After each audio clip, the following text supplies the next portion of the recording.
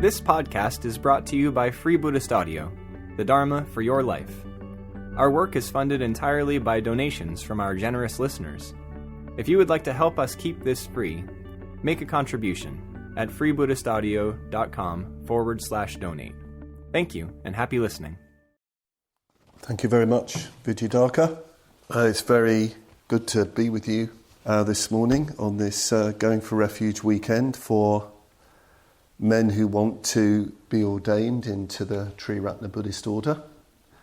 Very good to see you here. Some of you have made a great effort to come here, coming from a very long way away. And I'm very pleased to be speaking to you. So let's begin with some familiar words. Here seated, here practising, may our mind become Buddha. May our thought become Dharma. May our communication with one another be Sangha.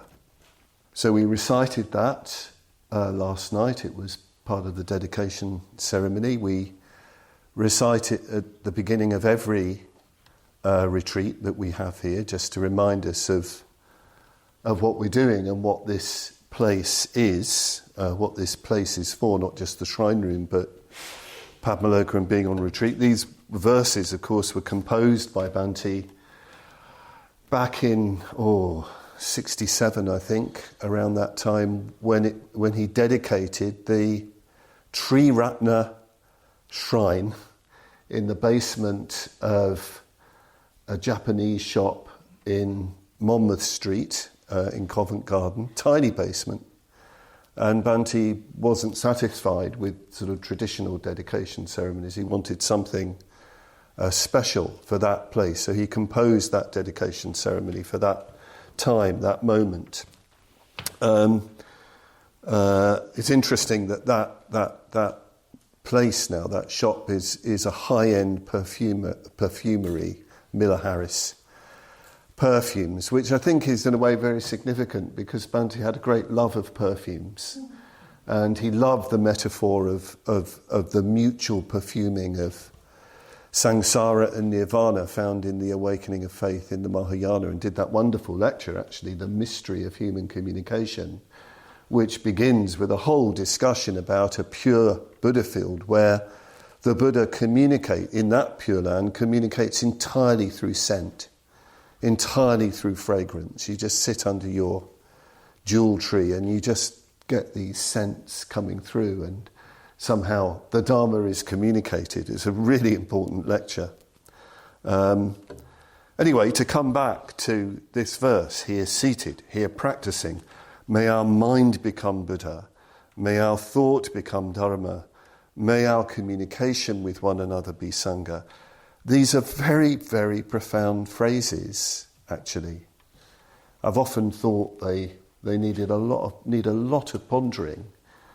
May our mind become Buddha. May our thought become Dharma. May our communication with one another be Sangha.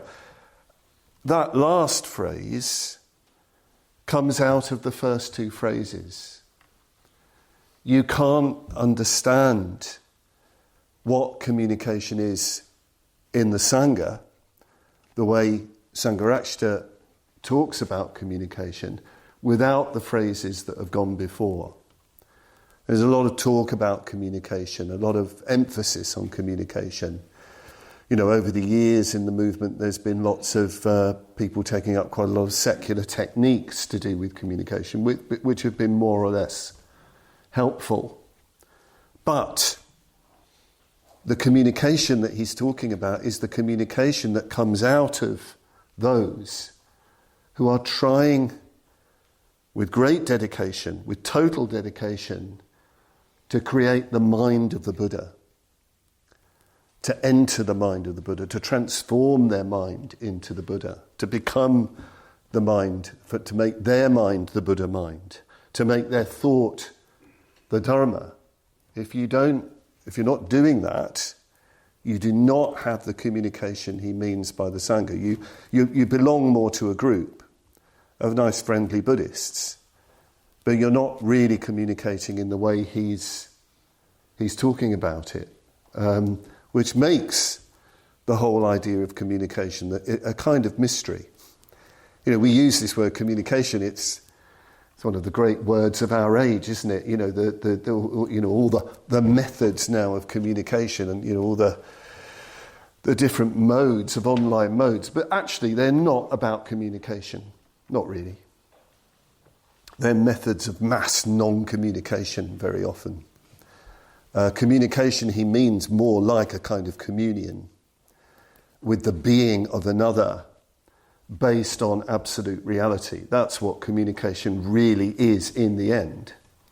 It's not the exchange of information. It's not just sort of, sending your views out and not actually wanting a response, or the only response you want is outrage and notoriety or attention seeking. That is not communication.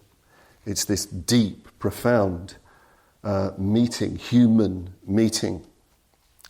So I want to just look a little bit at this, may our mind become Buddha. I want to just ponder the Buddha mind. The Buddha mind, wow, that's ambitious. Not that I know the Buddha mind at all, but what I immediately think of is the Udana. The Udana is a wonderful short selection of suttas from the Pali scriptures with probably some of the oldest material. And Bhante did two very famous seminars on this. The first under canvas down in Cornwall while he was on retreat with young order members and mitras, Buddhafield, long before Buddhafield, long before the dream of Buddhafield. Bhante was there, right there in the tent.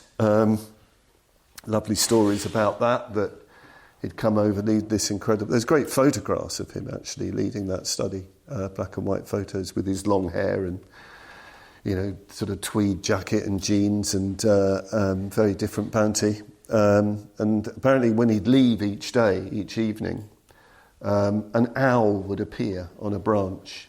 There's an eyewitness, somebody who had Dharma dinner, I think, told me this, she was there.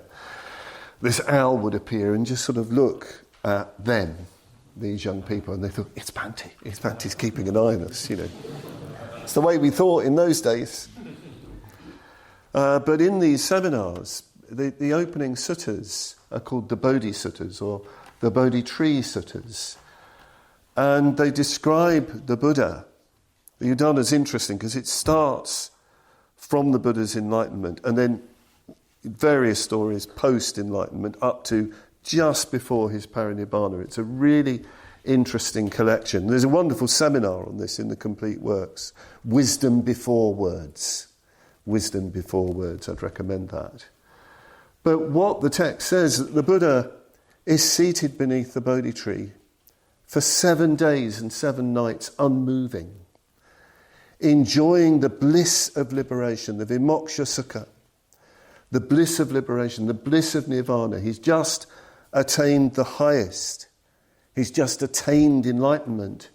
And there is just this bliss. A bliss, of course, outside of subject and object, not bliss through the senses, not through that framework, an entirely different order of happiness and well-being, the bliss of liberation. And then, after that period, he turns his mind to considering what he's seen. And you get the description of the formula of Praticca Samutpada and the Nidanas. But Bhante's discussion of this, Bhante was a brilliant communicator of the Buddha. It's as if he was there, actually, sometimes when you read, when you study I've done with Bhante on the Pali Canon, you feel he was there. He didn't make any claims to being there, but he would imagine into the sutta, not fantasize about it, based on the realities of ancient India, based presumably also on his experience of India and his own spiritual practice and understanding. You can sense him, you can see him, feeling into what really was going on.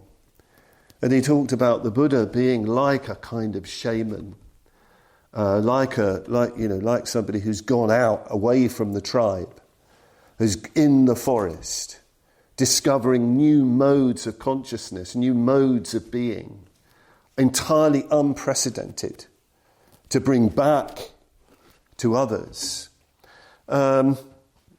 Initially just pursuing it for, because it's there, because it has to be realised, as it were. But he says that this 7 days is probably symbolic, he's out of time. And what he said was that after the Enlightenment, there's probably a period of incredible absorption, absorbing what has happened, what he's awoken to, what he's seen, this bodhi, this awakening, this enlightenment. Sometimes people say, you shouldn't translate bodhi as enlightenment, it means awakening. No, don't be literal. A synonym for bodhi is aloka, light. Light.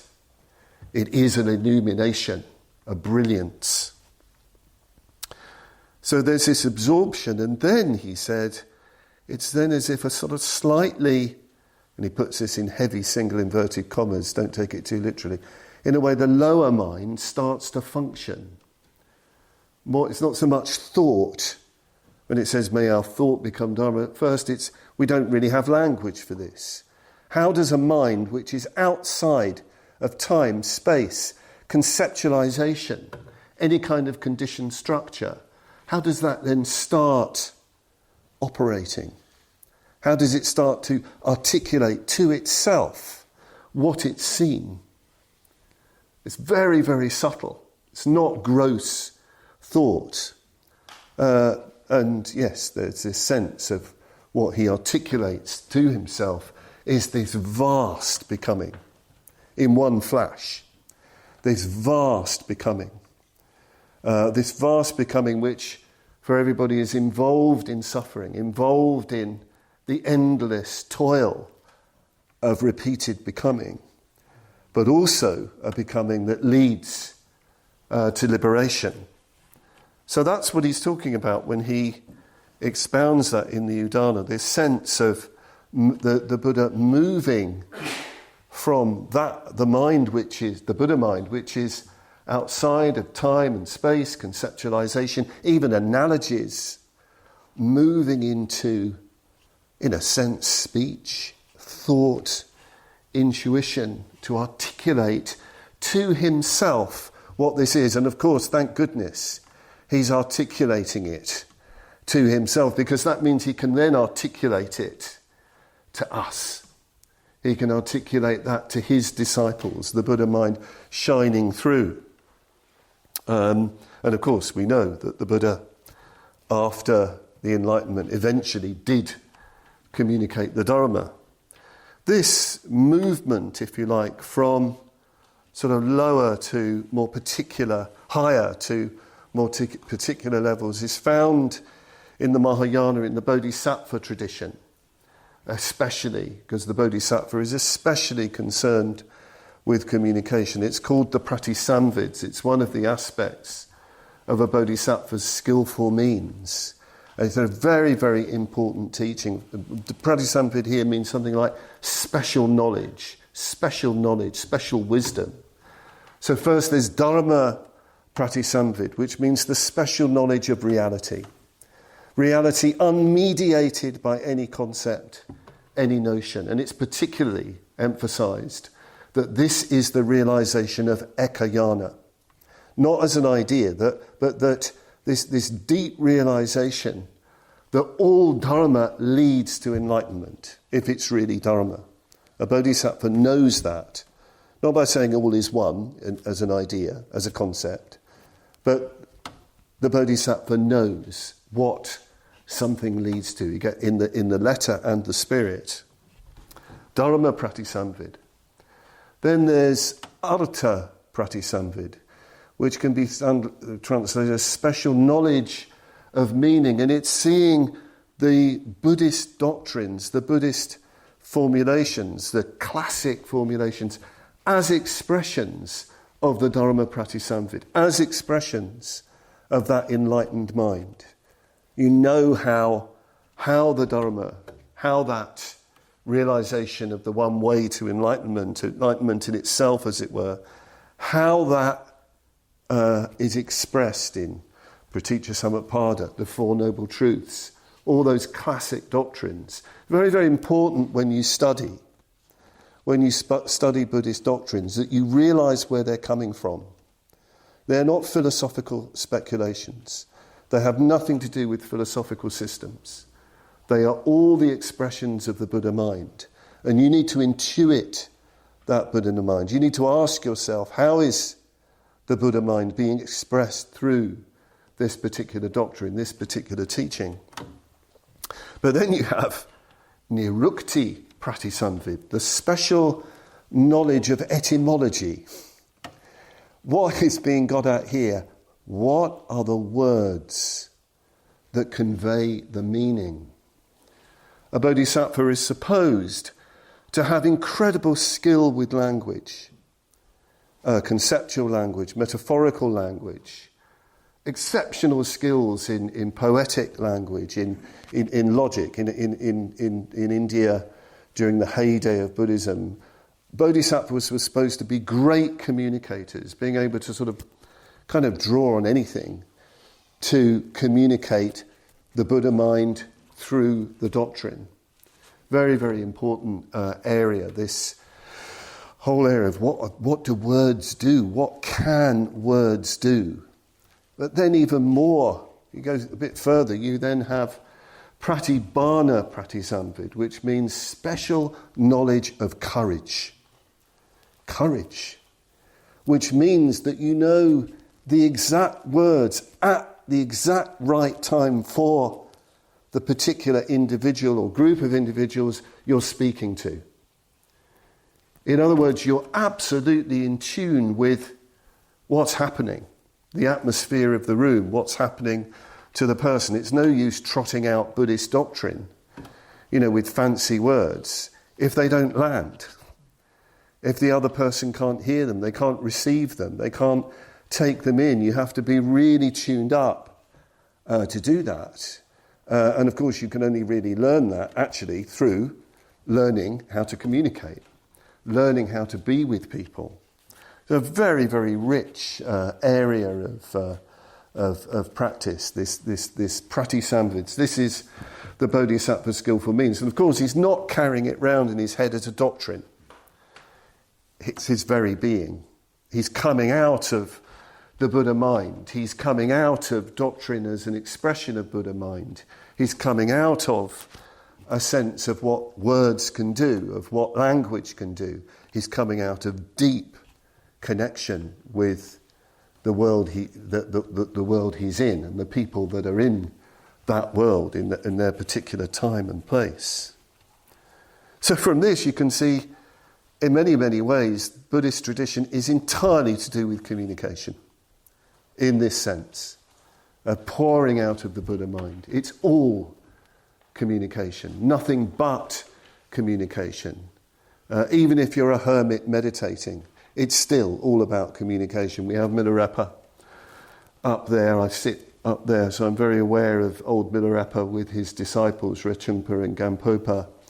When Milarepa's in retreat, his songs, you feel, and he's completely alone, for months and months and months, but he's surrounded by beings. He's in touch with his teacher, Marpa, and the lineage, the great reverence and devotion to Marpa and the lineage.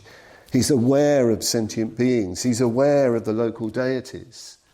So even a hermit is entirely part of a whole field of communication in the richest sense.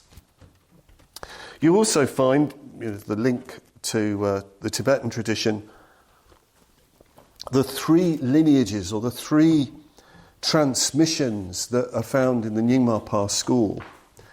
The Nyingma tradition is a very rich tradition. All of Bhante's teachers were either Nyingma lamas, great Nyingma lamas, or with very strong Nyingma affiliations.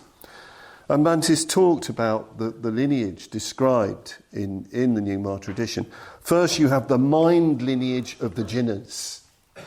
the conquerors, the Buddhas, the mind-to-mind communication of the enlightened ones. What goes on there? The mind transmission of the jhinas. In the old Nyingma text, this is often described as the direct transmission from the primordial Buddha Samantabhadra to Vajrasattva. And at that level, of course, there's no difference between them.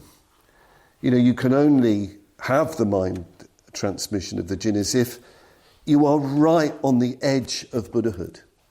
Right on the edge of Buddhahood. You sort of see it reflected a bit in some of the dialogues in the Prajnaparamita Sutras, where you have the Buddha dialoguing with the Arahants, and it's almost like enlightenment talking to itself. It's not really a transmission in that sense. You're at a level of consciousness of mind beyond language, and you really can't describe it. You also have, coming down a level, the symbolic lineage of the Vidyadharas. The Vidyadharas are the holders of Vidya, the holders of mantric knowledge, the holders of special wisdom. And the symbolic lineage of the Vidyadharas, the Dharma's communicated in its fullness through symbols, through images, entirely in that way. We're surrounded by images. This is visual Dharma in this shrine room. There's a communication coming from these images.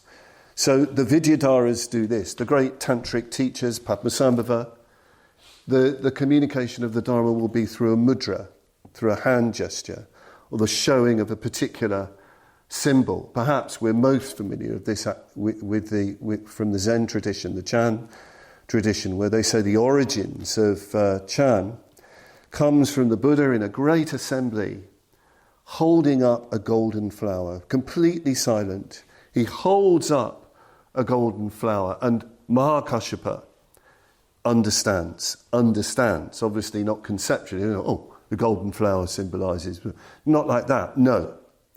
The golden flower directly communicates the meaning. Mahakashyapa is awakened.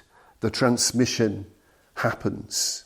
So the image communicates. And it's very, very important that we spend time with images and contemplate images without trying to interpret images, especially the images coming out of the Buddha Dharma. We're very, very weighted on the conceptual. Very weighted on the conceptual, which I'm not saying concepts aren't important, they certainly are, but we need to familiarise ourselves with images and let the images speak. Let them in colour, shape, form, sound, mantra. That's a sound image, a sound symbol. The Buddhas and Bodhisattvas have a particular form, they have a particular sound to indicate the Buddha mind. And they're closer to the Buddha mind than concepts, much more subtle, much more secret. Because there's another thing that people can do with images, they can heavily conceptualize them, psychologize them. It's not what we're talking about here. We're talking about a level of reception that we probably don't get. At its highest level, this is the Sambhogakaya. If the mind lineage of the jhinas is the Dharmakaya, if you're familiar with these ideas, Buddhahood outside of time and space, the symbolic lineage of the Vidyadharas is the Sambhogakaya, that dimension of enlightenment that is mutual enjoyment, where the Buddhas and Bodhisattvas constantly delight in one another's appearance. It's the world of the Sakavati Vyuha Sutra. It's the world of the Avatamsaka Sutra. these worlds of significant image, colour, sound, and so on. But then, thankfully, because honestly, we're not at those two, there's the word lineage of the Acharyas. Hallelujah. The word lineage of the Acharyas, the teachers, the words, the scriptures, the books, the commentaries, the explanation of the Dharma to us through words, through concepts, through ideas, through language, that we can comprehend and we can put into practice, which tell us how to live, especially. Tell us how to live in this world. Tell us how to live in this world so that our mind becomes Buddha, our thought becomes Dharma, and our communication with one another can be Sangha. So these are the three lineages. Again, isn't it? It's all about communication. It's all about that. And the Dharma has always been creative. Another thing about communication, about the articulation of these realities beyond our usual frameworks. The Dharma, over the centuries, at its best, at its very best, and of course it's in terrible decline, especially in the East, and has become ossified in many places, became ossified. We need to be very clear about that. Very, very clear about how, when Buddhism, for example, becomes a national religion, you're in real trouble. You're in real trouble and you can see the enormities of that, the disaster of that when you have, Buddhist monks blessing tanks, or preaching against other religions. That is not the Dharma. That's religio nationalism, and unfortunately Buddhism has succumbed to that, and we must have nothing to do with that. That's not what we're doing. We're doing something entirely different. And but at its best, the Dharma has always been incredibly creative, because the enlightened mind, the Buddha mind, that articulates the Dharma wants always to find ways to connect with different people, different cultures. So you see these wonderful expressions of Dharma throughout the East. Very, very different cultures. Tibetan culture is very different from Japanese culture, very different from Chinese culture, Southeast Asian culture. Central Asia was an incredibly rich Buddhism, all sorts of interactions with all kinds of traditions. Very rich, and we're finding more about it. If you go to the big museum in Berlin, they've got an extraordinary collection from Central Asia. I mean, they've all been, those archaeologist explorers sort of shipping stuff back from the desert. But questions about that, I know. But you can see, wow, this was an incredibly rich tradition that we know next to nothing about. Incredible. And of course, the Dharma comes to the West.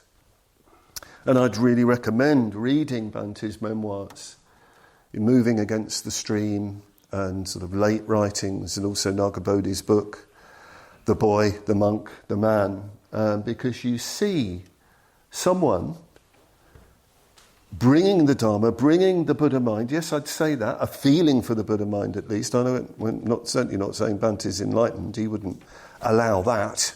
He made no claims at all about where he was at, and I have no interest in any status, but clearly a deep feeling for the Dharma and a deep understanding of the Dharma. And he's finding himself in a new culture, London, the 1960s. And, you can see him, the early lectures at the Hampstead Vihara, so many lectures, sometimes to tiny groups of people, 4 or 5 people, going all over the country to really try and communicate the Dharma. And you look at some of it and you thought, that would have shocked, if they really heard it, that would have shocked the socks off of them. Incredible insights into the Dharma, especially, or including, communication. Communication. He starts to discover, through his friendships with people, how communication can transform people. Communication in the context of living a full Dharma life. How human interaction has a tremendous effect on the people involved. The famous quotation here is from a lecture he gave in 1964. 1964. A series called The Meaning of Conversion in Buddhism, given at the Hampstead Vihara. I mean, it still stands. He talks about different kinds of conversion. He talks about, generally the phenomena of conversion, waking up from a worldly life and pursuing a religious life. He talks about going for refuge. He talks about the arising of the bodhicitta. He talks about the turning about in the deepest seat of consciousness from the Yogacara. It's a tremendous early series. And he talks about going for refuge to the Sangha. He talks about it in sort of traditional terms, going for refuge. Those who go for refuge to the Sangha go for refuge to the Buddha and Dharma, and so on and so forth. And then he talks about communication. He talks about going for refuge from mere social contact, mere contact, to communication. To communication. But hear what he says about communication. So what is communication? It isn't very easy to say. Important phrase. It isn't very easy to say. For the purpose of exploring the Sangha refuge, a working definition might be a vital mutual responsiveness on the basis of a common ideal and a common principle. This is communication in the context of going for refuge, a shared exploration of the spiritual world between people who are in a relationship of complete honesty and harmony. The communication is the exploration, and the exploration is the communication.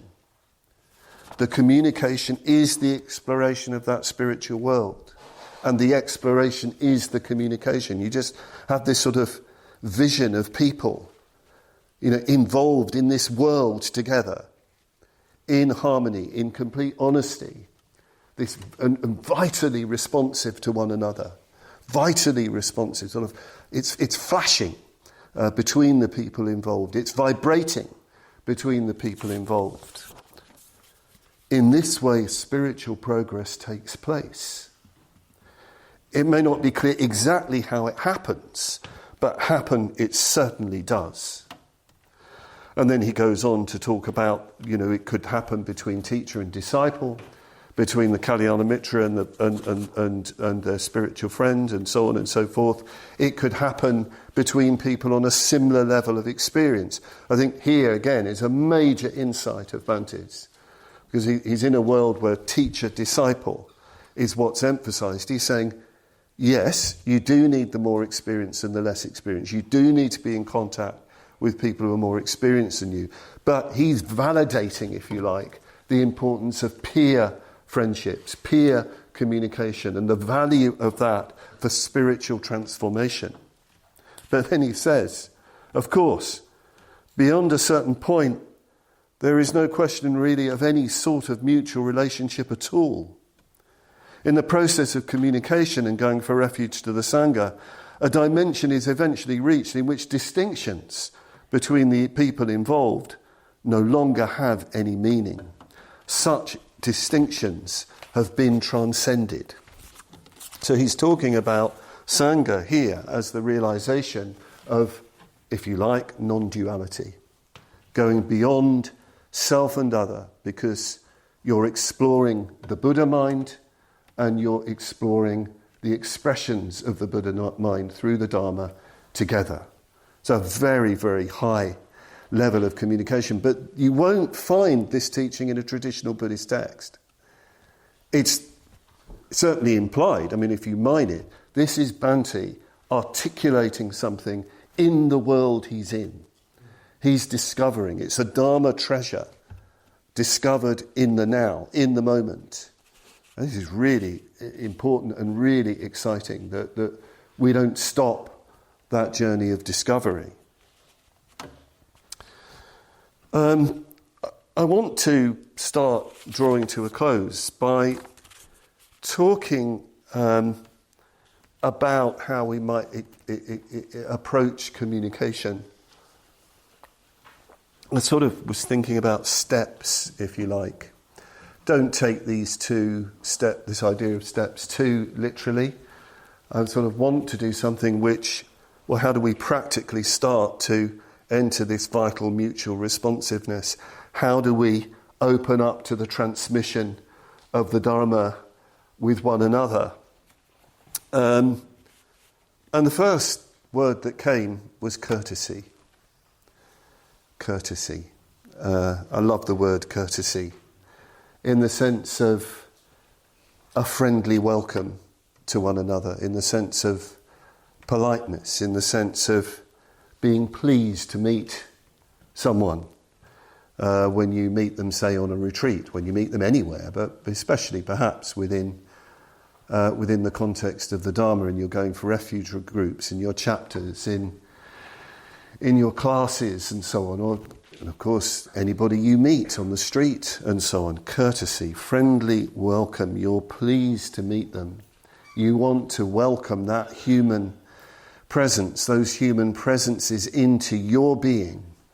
You want to do that. There is I always love the feeling of the beginnings of these kinds of events. And especially when there are people who I've never met before. I mean, it's lovely, and old friends, of course. But there's always this feeling of people coming, and you feel, oh, this is a new world. This person who's coming represents a new world. They're not just a bloke. They're a new world, and there's a wonderful kind of anticipation and even excitement in that. And you want to welcome them in. You want them to come into that world and to be at ease in your world, and for you to be at ease in their world. So courtesy is so important. In the Pali Canon, this is emphasised so much. Mindfulness of others. When people talk about mindfulness in the Buddhist tradition, it's so individualistic, it's pathetic, the way Westerners' ego hijacks what the Buddha actually teaches, and mindfulness is sort of stripped of its social and community context. Buddha was supremely mindful of others. When you read the Pali text, when anybody comes to meet the Buddha, you always get this courteous exchange. How are you? How's your health? On both sides. They go through it. They don't just go straight to the Four Noble Truths. They don't do that. There's this mutual awareness. Of course, this is very much the Indian mode, and having lived in India, I experienced it. This sense of being put at ease by a host, or meeting someone. This sort of sense, be comfortable, and you only begin to start talking about deeper matters once those courteous exchanges have taken place. Bhante used to say Tibetans, when he lived in Kalimpong in those days, if you went to see a Tibetan, and even if you had something quite urgent to talk about, you could not talk about it immediately. There had to be this settling in period, so there's complete trust between you, or some measure of trust, and then you start talking. Of course, we live in a world of terrible haste and pace, and everybody wants immediate responses, and that's probably why we're in such a mess. But courtesy, welcome. And the Buddha could be quite tough with disciples who weren't doing that. There's a wonderful story in Udana where this, I think it's usually 1250, but a lot of monks turn up to Shravasti, where the Buddha is staying, led by Yasoja, an old disciple of the Buddha. And the Buddha suddenly becomes aware of this racket, as they were sort of busily settling into being at Shravasti, being around the Buddha, shouting, talking, stomping around. And the Buddha said to Ananda, what is going on? And he said, oh, it's Yasoja with 1,250 monks, they've come to stay. He said, well, you go and tell them that they're not fit to stay with me. You go and tell them to go the other side of the river until they're ready to be with me. So Ananda has to go and say, you can't stay here. The Buddha doesn't want you. You're just like fishermen with your fish. Go. So they go across the river, far away from the Buddha, because, the Buddha wanted peace and quiet, for him and his disciples. And Yasoja he didn't react and said, oh, blasted Buddha, and didn't do that. He's on the Buddha, who does he think he is? He said, he's said this for our benefit. So let's really practice now. Let's really practice together in silence and meditate. And after some time, the Buddha said to Ananda, Ananda, what's going on over there? That quarter seems to be illuminated. It's radiant. He said, oh, well, that's Yasoja and his monks, the ones you told to go. He said, well, bring them to me. Bring them to me. So they all turn up and they sit in silence for the whole night, and there's no words. The Buddha doesn't welcome them, he doesn't teach them, they're just sitting in deep meditation, well, beyond meditation, beyond language. Ananda keeps coming to the Buddha throughout the night saying, Bhagwan, Bhante, the monks are here, will you say a few words? And when the morning came, he did it for the last time, the Buddha said, Ananda, if you'd known the state of consciousness we were all in, you wouldn't have had to ask that question. You know, poor Ananda. He always misses out, but of course he was a great disciple of the Buddha. But what an amazing story. You know, they're discourteous, they're bad-mannered, they haven't been trained properly. The Buddha sends them away, they come back, and then there's deep communion with one another. So, you know, one of the things, you know, and again, a mystery. What is that world that they're in? So it's very important, I think, that we have a genuine humility when we contemplate communication. So courtesy. Then there's openness, self-disclosure. Bhante talked about this in that lecture, A Case of Dysentery, how important self-disclosure is in communication. Communicating what's in your mind, in your heart, and knowing that the other knows what you're articulating. They know what you mean. And he referenced a psychologist as saying that unless people can do that, they really don't live a very healthy human life. You know, we know from our experience, you know, when we talk to someone and they get exactly what we're talking about, maybe it's difficult material, maybe it's inspiring material, you know, our deepest aspirations, and they get it, and you know that they know, you know, what you're articulating. It's so wonderful. It's such a relief in this life. So yes, mutual listening, that means we have to really listen when people articulate, but it also means not hiding, not pretending. And this brings up the whole area of confession, confessing our failings in the Dharma life to one another. And again, from the Udana, there's an extraordinary passage which can get people a little bit agitated. Again, it's a full moon night, and it's the time of the recitation of the Pratimoksha, you know, the basic Buddhist precepts, and the Buddha will not pronounce. He stays silent. Ananda keeps asking, please, they're all here. And the Buddha's response was, the assembly is impure.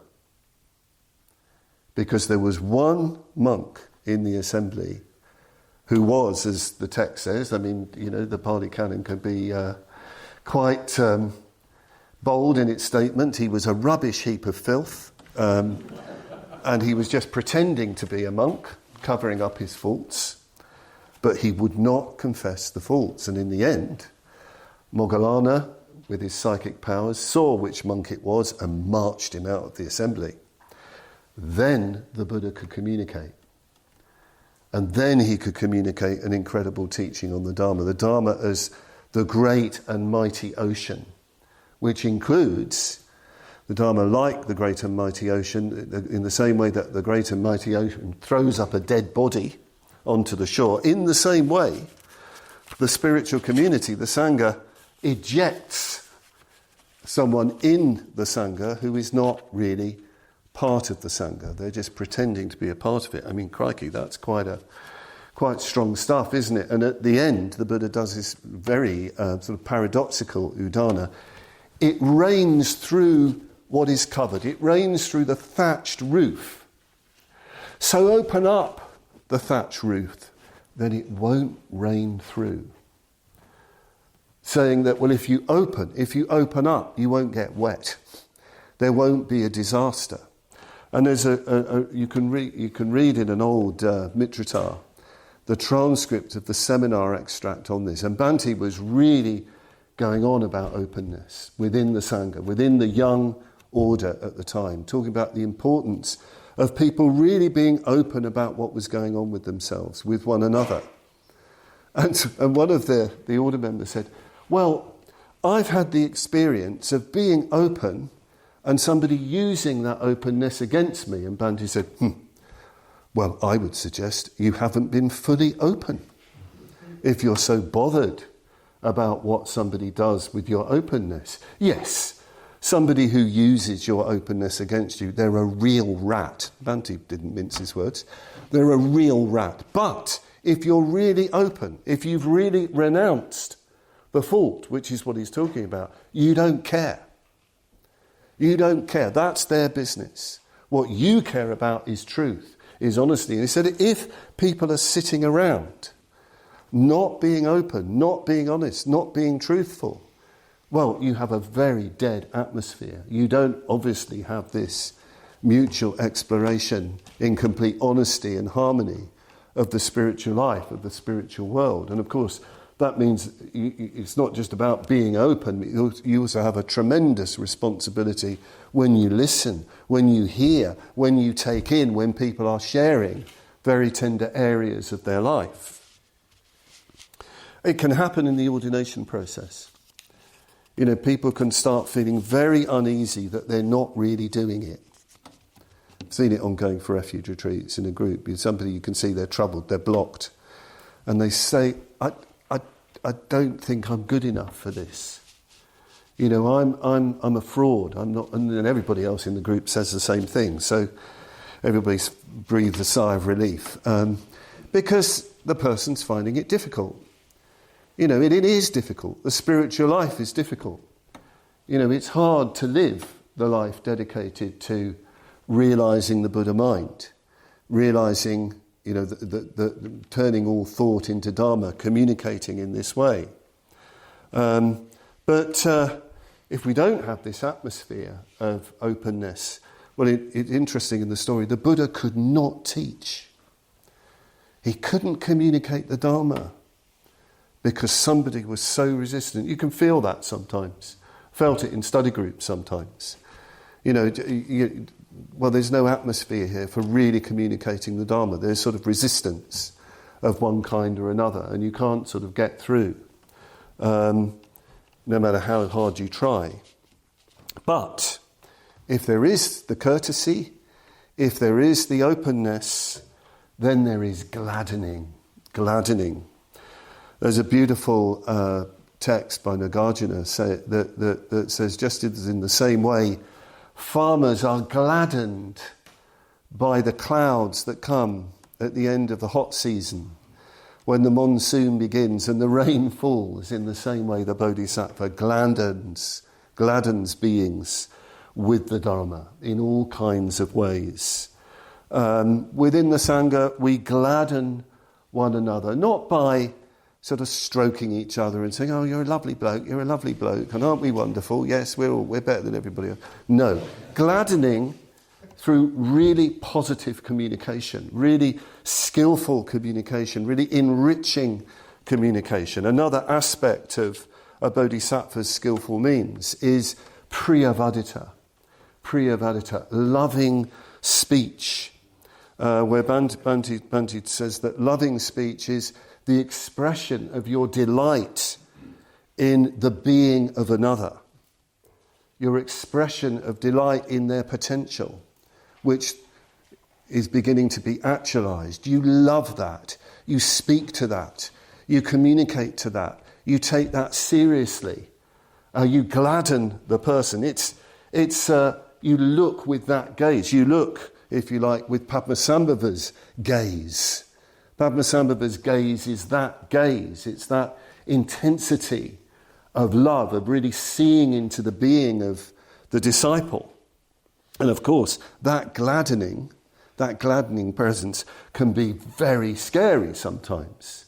It can really put you on edge because you are being taken absolutely seriously. I mean, this is what I felt about Bhante in the early days, especially around the time of my ordination, and why the ordination was so electric, why I experienced it as a transmission of energy, an energy that goes on, was that I felt the man I most revered was taking me completely seriously, taking my aspiration absolutely seriously, and delighting in that. Well, when somebody takes you that seriously, more seriously you take yourself, well, that can be a little bit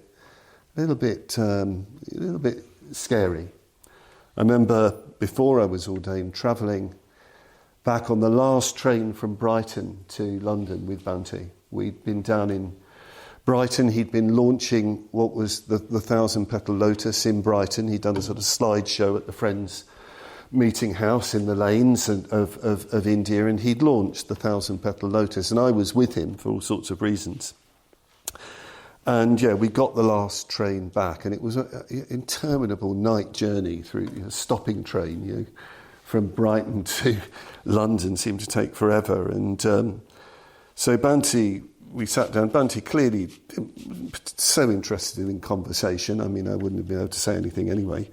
He handed me one of the books he'd got from one of the second-hand bookshops in Brighton, which he loved going to, and as if said, well, read that. And so, I was 19 at the time, so I'm reading this book, and then I fell asleep.